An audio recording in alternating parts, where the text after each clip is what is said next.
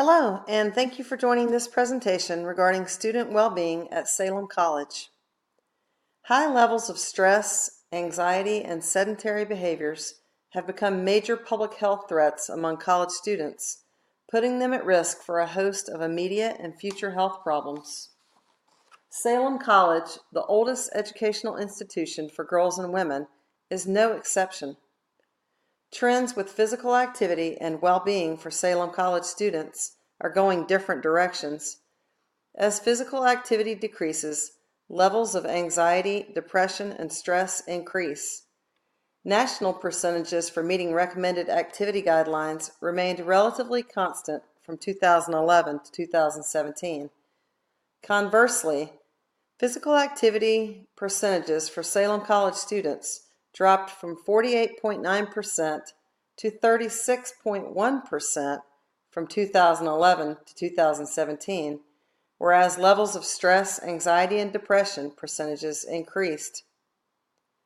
Current resources at Salem College for physical activity participation opportunities include PE activity courses, a fitness center and swimming pool, bicycle rentals, women in nature outings, bi-weekly yoga classes, bi-weekly Tai Chi classes, and the second annual Fun Fit February event with Salem Academy.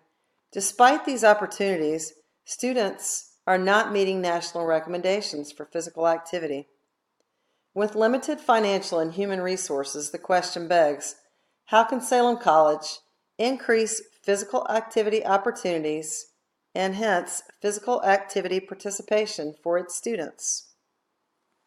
Under such challenging circumstances, there seem to be two approaches to take. One is deficit-based. This is terrible. We cannot possibly succeed. Let's just go ahead and quit. The second chosen path is a strengths-based approach, utilizing assets or strengths within the community to expand successful programming or create new, innovative, evidence-based practices. For college-aged females, these practices include an element of fun.